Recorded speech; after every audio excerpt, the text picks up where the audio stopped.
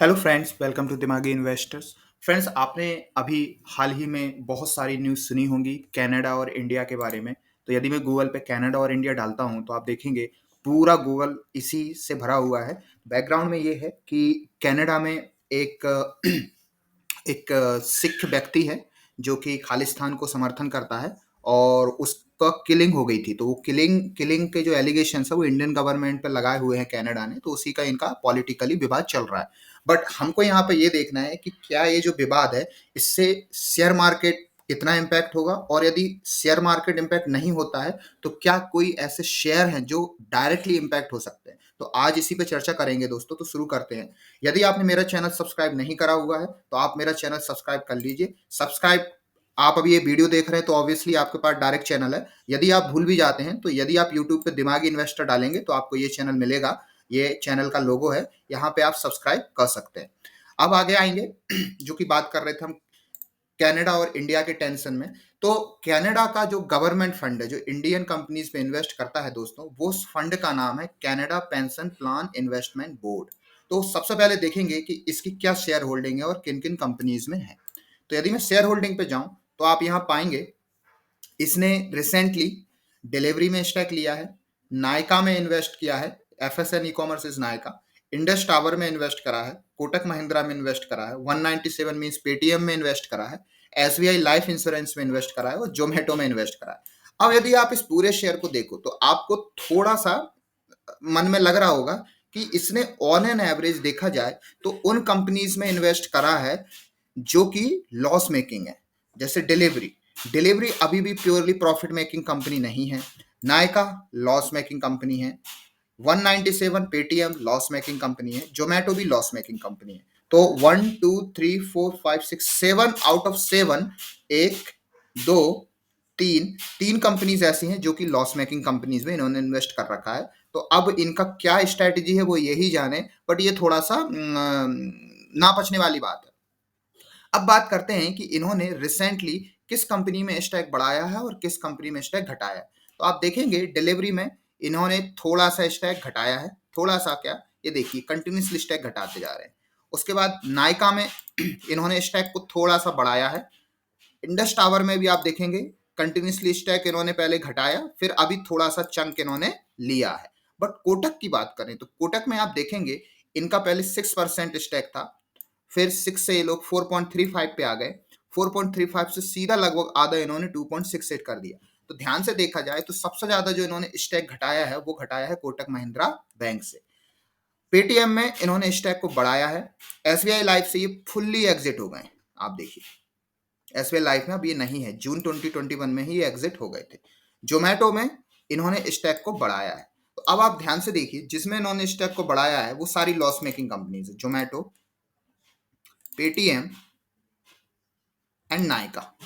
और जिससे इन्होंने स्टॉक को घटाया है वो प्रॉफिट मेकिंग कंपनीज है। तो ये थोड़ी मुझे मतलब हंसी आ गई, सॉरी, कि ये क्या है, मतलब किस इनके जो इन्वेस्टर्स हैं, इनके जो भी असेट मैनेजमेंट ग्रुप के जो मेंबर हैं वो किस तरीके से सोचते हैं, भाई यही जाने। बट अपन को इससे कोई लेना देना नहीं है, इनका पैसा इनका है, अपना पैसा अपना है। तो सबसे पहले देखते हैं, सबसे पहले इन्होंने देखो सबसे ज्यादा घटाया है कोटक से। तो एक बार कोटक को देख लेते हैं कोटक क्या कहता है। अब यदि आप कोटक की बैलेंस शीट देखें तो आप पाएंगे कोटक की जो रिजर्व है वो कंटिन्यूसली इंक्रीज हुए हैं। Continuously increase, reserve means cash, cash flow continuously increase हुआ है। और यदि आप प्रॉफिट लॉस की बात करें तो आप देखेंगे कंटिन्यूसली सेल्स इंक्रीज हुई है। एंड प्रॉफिट की भी यदि आप बात करें तो पिछले 4 साल में प्रॉफिट डबल हो गए। जहां पे प्रॉफिट 8,000 करोड़ था वहां पे प्रॉफिट आज दोस्तों 16,000 करोड़ है। मतलब आप समझ रहे हैं, एक ऐसी कंपनी जिन्होंने पहले 8 साल में जिसका प्रॉफिट 3,000 करोड़ होता था वो प्रॉफिट उसने 8,000 करोड़ कर लिया। फिर अगले 4 साल में जिसका प्रॉफिट 8,000 करोड़ होता था उसने अपना प्रॉफिट 16,000 करोड़ कर लिया। मतलब एक ऐसी कंपनी, एक ऐसी बैंक जो हर 4 साल में अपना प्रॉफिट डबल कर ले रही है, उस कंपनी का शेयर ये लोग डिक्रीज कर रहे हैं, राइट। और एक ऐसी कंपनी जिसने आज तक कभी प्रॉफिट नहीं दिया, लाइक पेटीएम या नायका, इन कंपनीज में ये लोग स्टेक बढ़ा रहे हैं। तो इनका अपना क्या मत है, वो क्या इनका स्ट्रेटेजी है वो यही जाने, बट ये मुझे समझ नहीं आया। दूसरा चीज यदि आप देखें, बैक जाते हैं, तो इनका कोई ऐसा नहीं है कि इनका कोई ज़्यादा ही स्टेक है हमारी इंडियन कंपनीज में। यदि आप टोटल की बात करें तो ये देखिए टोटल 2% है इनके होल्डिंग का, जो कि मुझे नहीं लगता कि टोटल कोटक का देखा जाए तो मतलब 2% भी होगा। एक बार देख लेते हैं वापस कितना है। तो एक बार शेयर होल्डिंग में जाएंगे इन्वेस्टर की और एफ आई आई में जाएंगे, तो आप देखेंगे ये देखिए 2.68% इनका है। तो ये 2.68% पूरे पूरे जब शेयर गिरता है या बढ़ता है उसका कितना परसेंट होगा? ये मैक्स टू मैक्स 2 या 3% होगा, मैक्स टू मैक्स। तो ये मुझे नहीं लगता कि यहाँ से इनका कोटक पे कोई फर्क पड़ने वाला है। और बाकी कंपनीज की यदि मैं बात करूं तो बाकी कंपनीज तो आपको पता ही है कि ऐसी कंपनीज है कि जिनका अभी कोई एकदम करंट में ऐसा नहीं होने वाला कि ये कंपनीज 50% ऊपर हो जाए या 50% नीचे हो जाए, बिकॉज ये कंपनीज चूंकि लॉस मेकिंग थी तो ऑलरेडी ही नीचे थी। जोमेटो अभी रिसेंटली बढ़ा था, एसबीआई लाइफ इंश्योरेंस अभी लो पर ही है, इंडस टावर अभी लो पर ही है, नायका अभी लाइफ टाइम लो पर है, डिलीवरी भी अभी लो पर ही है। तो अब आप देखिए इससे और क्या करेंगे ये कंपनीज। और जैसे कि मैंने बोला इनका स्टेक बहुत कम है, तो इतना ज्यादा कोई फर्क नहीं पड़ने वाला, ये मेरा एनालिसिस है।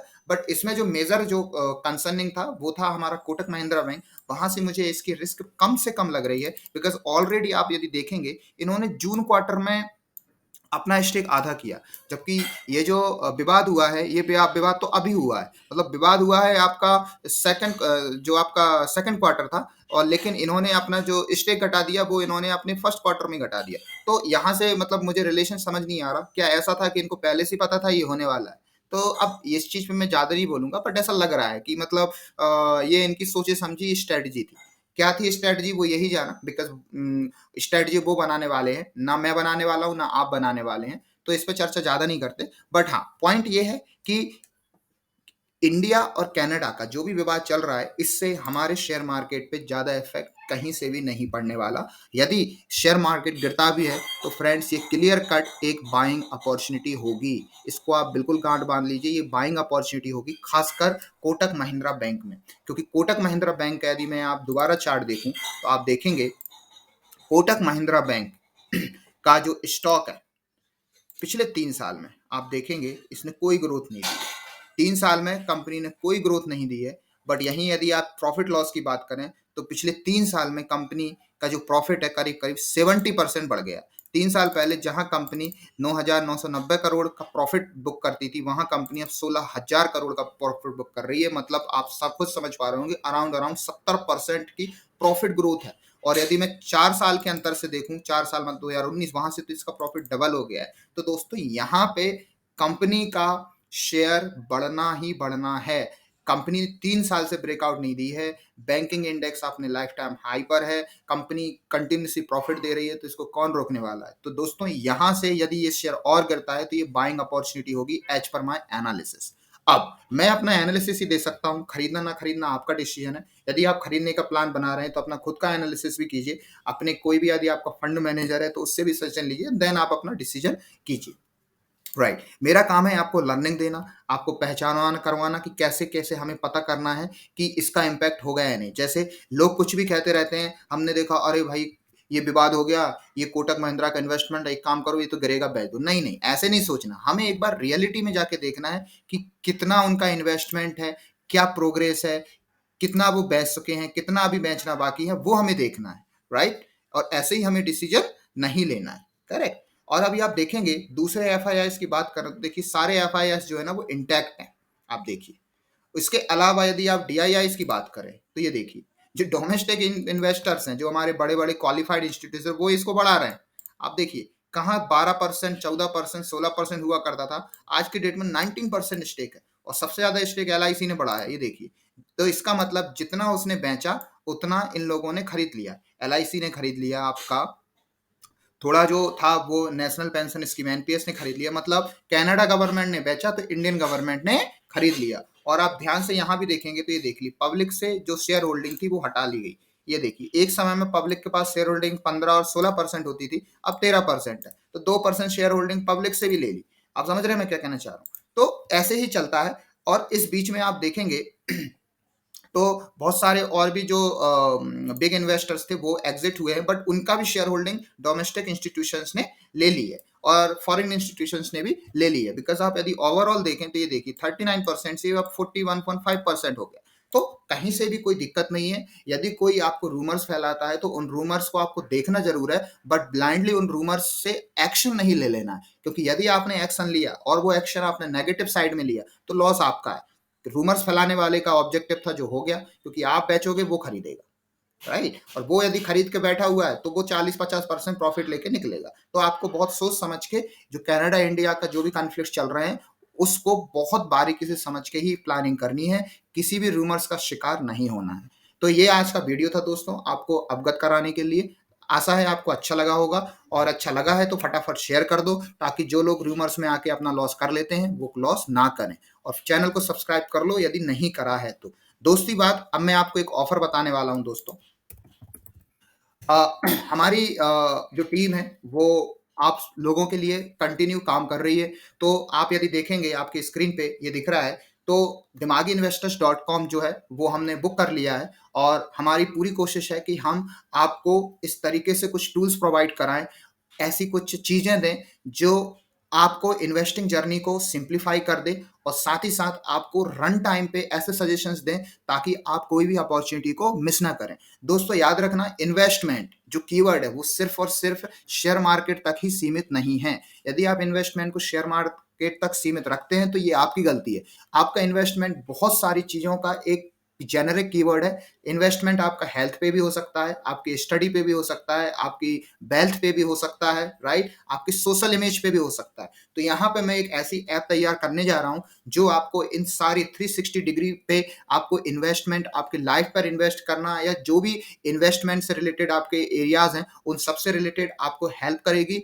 एंड अब मैं आपके लिए जो ऑफर लेके आया हूँ वो बताने वाला हूँ। यहाँ पे आप देख रहे होंगे, आपको सिंपली लिखा हुआ है tools you need to put your money in motion, sign up to notified when we launch and get 1 year service for free।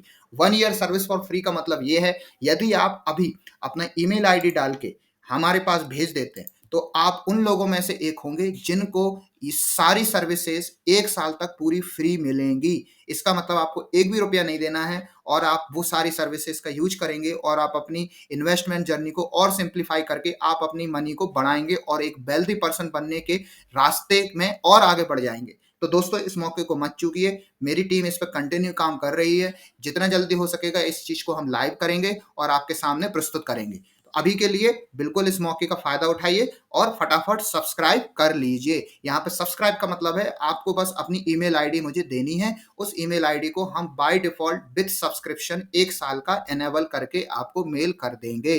और फटाफट चैनल को सब्सक्राइब भी कर लीजिए सो दैट ऐसी न्यूज आपको आती रहे। आप कॉमेडी, कपिल, ये वो बहुत सारी चीजें देखते होंगे, रील्स देखते रहते होंगे, लेकिन आज भी यदि आप इतनी दिमाग वाली या कोई आपके पैसा बढ़ाने वाली चीज को बस सुन के इग्नोर कर देते हैं तो भगवान ही आपका मालिक है। यहां से तो आपकी वेल्थी होने वाली जर्नी शुरू नहीं होने वाली। तो अपना जो माइंड है उसको केंद्रित कीजिए, जो चीज समझ वाली है उसको लीजिए, अदरवाइज समय तो निकलने वाला है। Thank you so much.